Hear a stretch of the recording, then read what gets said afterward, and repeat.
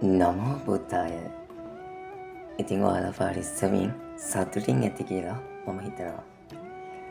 ගිය අවුරුද්දේ හම්බුනට පස්සේ මම ඔන්න අද ලස්සන වීඩියෝ එකක් කියන්නයි යන්නේ. ඒ තමයි මේ මෛත්‍රී භාවනාව නැත්නම් භාවනා කරන ක්‍රමය පිළිබඳව. ගොඩක් YouTube නාලිකාවල මේ හා සම්බන්ධව වීඩියෝස් තියෙනවා. ඒ වගේම අපේ පින්වත් ස්වාමීන් වහන්සේලා මේ හා සම්බන්ධව ධර්ම දේශනාවන් පවත්වා තිබෙනවා.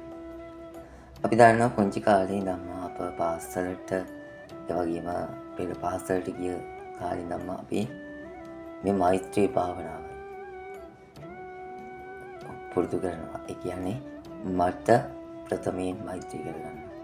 මම නිදුක් වෙම්මා, නිරෝගී වෙම්මා, සුවපත් වෙම්මා, දුකින් මිදෙම්මා, නිවන් දකින්මා. ඊට පස්සේ අන් ලෝක සත්වයාට මෛත්‍රී වඩනවා. මා මෙන්ම සිල් සත්වයෝද නිදුක් වෙත්වා, නිරෝගී වෙත්වා, සුවපත් වෙත්වා, දුකින් මිදෙත්වා, නිවන් දකිත්වා කියලා. ඉතින් මේ අපට විවිධ භාවනා ක්‍රම අපට පේන තියෙනවා. ඒ තමයි මෛත්‍රී භාවනාව වගේම ආනාපාන සති භාවනාව, අසුභ භාවනාව, පිළිකුල් භාවනාව, මරණාසති භාවනාව. මේ විවිධ භාවනා ක්‍රම තියෙනවා. එයින් අපට ලේසිම භාවනා ක්‍රම තමයි ඔබත් මමත් දන්න මෛත්‍රී භාවනාවත් ආනාපාන සති භාවනාවත්. අපි දන්නවා මෛත්‍රී භාවනාව කියන්නේ තමන්ට වගේම අන් සත්වයාට මෛත්‍රී පතුරවන එක. ඒ වගේම ආනාපාන සති භාවනාව කියන්නේ හුස්ම ඉහළට ගැනීමත් පහළට හෙලීමත් කියන මේ ක්‍රමය මනසින් සිතින් මෙනෙහි කිරීම.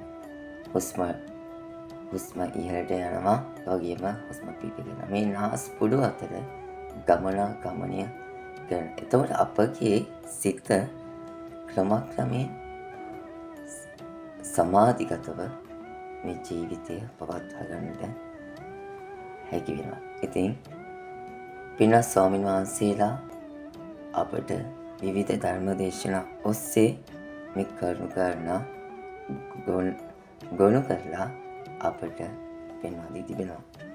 මේ මෛත්‍රී භාවනාව කරොත් රෝගවලට සුවය දෙනවාද? අපි කතා කරත් මෛත්‍රී භාවනාව ඔස්සේ අප පෙර කරපු අකුසල් කර්මත් ක්‍රමයෙන් නැති වෙන්න පුළුවන්. හැබැයි බලවත් වූ අකුසල් කර්ම නම් ඒහා සම්බන්ධව යන්නේ නැති වෙන්නේ. මොකද ඒවා බලවත් නිසා. භාවනාව කරනවත් එක්කම හැබැයි ලෙඩ රෝග වලට තියෙන බෙහෙත් නම් අතපසු කරගන්න එපා. ඒවත් ඒ විදිහටම පානය කළ යුතුයි. ඉතින් මේ මෛත්‍රී භාවනාව කොහොමද අපගේ රෝග වලට යොමු කරගන්නේ? ඉස්සෙල්ලාම අපි අපටම මෙත් සිත පතුරවන්න ඕනේ. වගේම අපි අනුන්ටද මෙත් සිත පතුරවලා අපි මේ ඒ භාවනාව කළ පින. ඒ වගේම අපි මනසින් යන්න ඕනේ අපේ රෝගය.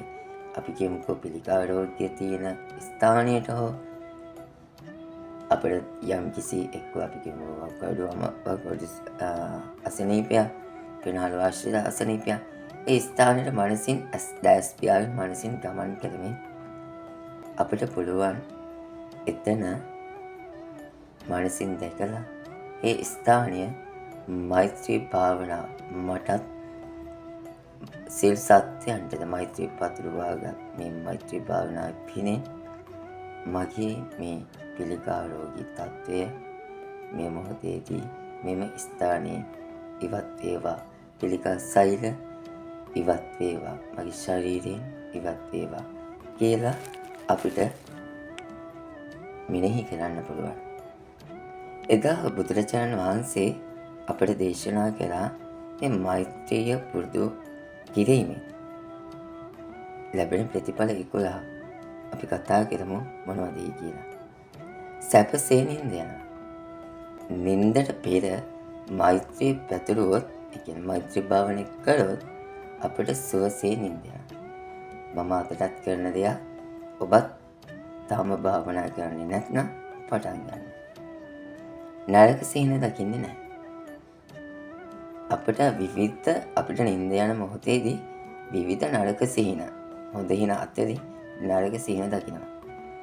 ඉතින් අන්න ඒ වගේ සිහින පේන්නේ නැහැ මේ මෛත්‍රිය පුරුදු කළොත්. සැපසේ උදෑසන අවදි වෙන්න පුළුවන්. කිසිම කරදරයක් බාධකයක් නැතුව සුවසේ අවදි වෙන්න පුළුවන්. නේද? සමහරවිට කම්මැලි උදේට නැගිටින්න.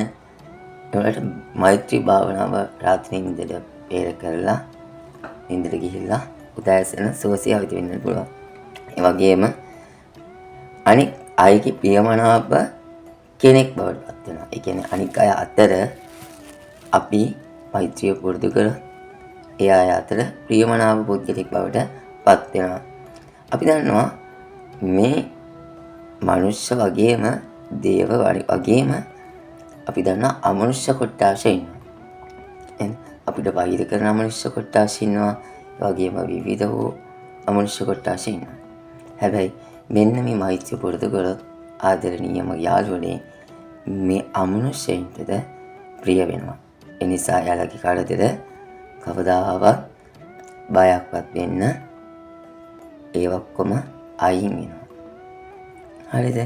ඉතින් අපි දන්නවා දේව කොට්ටාශය කියන්නේ විවිධ අල්පේ ශාක්‍ය, මහේ ශාක්‍ය කියන දේව කොට්ටාශය ඉන්නවා. මේ දෙවිවරුන්ගේ රැකවරණය අපිට වෙනවා මේ මෛත්‍රිය පුරුදු කිරීමෙන්. ඒ වගේම තමයි මේ ගින්නෙන්, වසවිසෙන්, ඒ වගේම අවි ආයුධ වලින් කිසිම දායක කිසිම අනතුරක් වෙන්නේ නැහැ. අපි මෛත්‍රිය එදිනෙදා පුරුදු පුහුණු කරන්න ඕනේ. සිත මේ මෛත්‍රිය පුරුදු කරනකොට අපේ සිත සමාධිගත වෙනවා. ආදරණීයලනේ අපි සිත සමාධිගත වෙනවා. අප කරන්නේ මොනවද? නේ අපිට මනසින් යම් දේවල් දකින්න පුළුවන් වුණා. අපි දන්නවා ගොඩක් අය ලස්සනට ඉන්න කැමති. නේද? ඔන්න ලස්සනට ඉන්න අයට කැමති අයට තවත් ක්‍රමයක් තමයි මේ මෛත්‍රිය පුරුදු පුහුණු කරනවා කියන එක. දැන් අපි කවුරුත් ආසයි මේ දේ සඳහා නේ.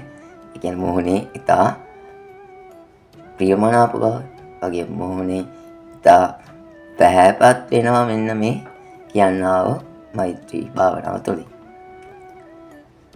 අපි දන්නවා මරණ මංචකයේ හොඳ දෙයක් දැක්කොත් පිනක් හෝ සිහි වුණොත් අනිවාර්යෙන් සුගතියක ඉපදෙනවා. නේ? බැරි වෙලාවත් අපි නරක සිහිනයක් දැක්කොත් දුගතියක ඉපදෙන්න පුළුවන්. ඉතින් මෙන්න මේ මෛත්‍රියේදී මරණය මොහොතේදී මරණය සිදුවන්නේ හොඳ සිහියෙන් තමයි මේ මෛත්‍රී භාවනාව තුළින්. අප දන්නවා ඉහළ මාර්ගඵල අවබෝධයක් ලබාගත නොහැකි වුවහොත් අනිවාර්යෙන් බඹලව උපත ලබනවා මේ මෛත්‍රිය පුරුදු කරලා. ඉතින් ඔන්න ඒ කියනවා කරුණු 11 තමයි මේ මෛත්‍රී භාවනාව පුරුදු පුහුණු කරපුවාම අනිවාර්යෙන් ලැබෙන්නේ අපේ ජීවිතවලට. ඉතින් ආදරණීය මගේ යාළුවනේ මේ මෛත්‍රී භාවනාව කරන්න නැත්නම් ආනාපාන සති භාවනාව නැත්නම් වෙනත් භාවනා කරන්න හොඳම සුදුසු වෙලාව. අපි දන්නා බ්‍රහ්ම මුහූර්ත වේලාව. ඒ තමයි පාන්දර 4:00 5:00 අතර නිශ්ශබ්දතාවයක් තමයි නිවෙස් වල තිබෙන්නේ. දිවාට ඊට කලින් උනත් නැගිටලා කරන්න පුළුවන්. උපරිම විනාඩි 10ක් පැය භාගයක් කරන්නකො. අපි කියමු පාන්දර 5ට නැගිටිනවා නම් 5ට නැගිටිනවා නම් 4:08 විතර නැගිටලා 5 වෙනකම් මේ මෛත්‍රී භාවනාව ලෝක සත්වයා වෙනුවෙන් තමන්ටත් ලෝක සත්වයා වෙනුවෙන් මෛත්‍රී පතුරවන්නේ ඒක ඉතාමත්ම වැදගත් ගුණාංගයක්. අපට පිහිට ලැබෙනවා. මේ සියලු දේම ලැබෙනවා. එයාට රෝග පීඩා දුරු වෙනවා. කාලතල බාධක ඇකී ආරක්ෂාවල ගමන් විමනල යනකොට උදෑසන මෛත්‍රී පතුරවලා යනකොට කිසිම අනතුරක් බාධකයක් වෙන්නේ නැහැ. ඉතින් ඒ වගේම තමයි මම කියන්නාව මේ රාත්‍රී නින්දට පෙර මේ කර්තව්‍ය කරන්න ඕනේ.